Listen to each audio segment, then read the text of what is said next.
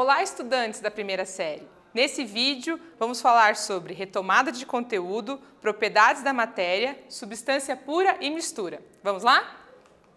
Então, para conceituar matéria. Matéria é uma palavra utilizada aí no nosso cotidiano de muitas formas. Temos as matérias do jornal, da revista, a matéria, a disciplina da escola, português, matemática, mas aqui para a ciência, matéria é tudo que tem massa e ocupa um espaço, ou seja, tem um volume. Nessa imagem temos vários exemplos de matéria. Lápis, livro, roupas, o ar, mesa, cadeira. E aí, para classificar a matéria, a gente tem as propriedades que são gerais, ou seja, comum a todo tipo de matéria. Temos a massa, que é a quantidade de matéria de um corpo, a extensão, que é o espaço que essa matéria ocupa em qualquer estado físico, seja sólido, líquido ou gasoso, a inércia, que é a capacidade de permanecer em repouso ou estar em movimento mediante uma ação externa. Temos também a impenetrabilidade, ou seja, que um corpo não ocupa o mesmo lugar ao mesmo tempo no espaço. A divisibilidade, que é a capacidade de dividir a matéria em vários pedacinhos e continuar tendo a mesma matéria. A indestrutibilidade, ou seja, que a matéria a gente não cria, a gente está sempre transformando a matéria uma na outra. Por exemplo, transformamos o trigo em pão. A descontinuidade, que a nossa matéria ela tem muito mais espaço vazio do que espaço ocupado. Apesar de que no cotidiano a gente tem uma impressão de que tudo é muito sólido, lá microscopicamente, atomicamente falando, a gente tem mais espaços vazios do que matéria em si. A compressibilidade, que é o fato de poder comprimir a matéria, e a elasticidade, que você pode esticar e voltar ao tamanho normal, e aí temos matérias que são mais elásticas do que outras.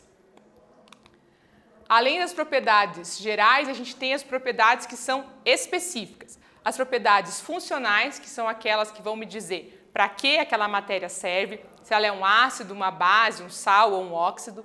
As propriedades químicas, como a combustibilidade, a explosividade, a efervescência, a fermentação. As propriedades físicas, como o ponto de fusão, o ponto de ebulição e a densidade, por exemplo. E temos as propriedades organolépticas. Todas essas são propriedades específicas que nos ajudam a definir exatamente de qual matéria estamos falando. Nas propriedades organolépticas são aquelas que eu posso observar através dos meus sentidos. Então eu uso a visão, o olfato, o tato, o paladar, a audição para perceber a cor, a textura, o sabor da matéria que eu estou estudando.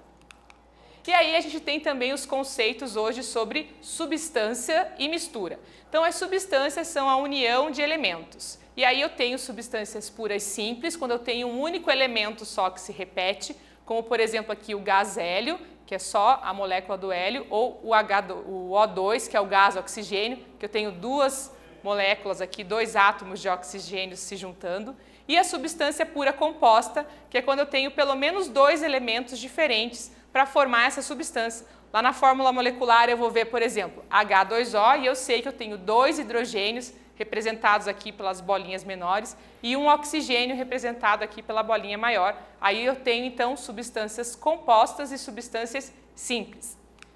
Em relação às misturas, é a união de duas ou mais substâncias. Na nossa volta o que mais temos são misturas.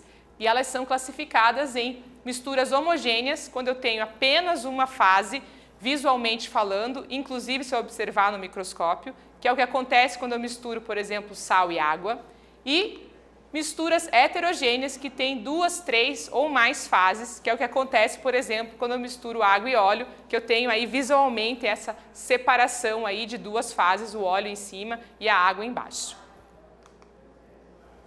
Nesse vídeo, nós falamos sobre retomada de conteúdo, propriedades da matéria, substâncias puras e misturas. Espero que vocês tenham gostado e até breve!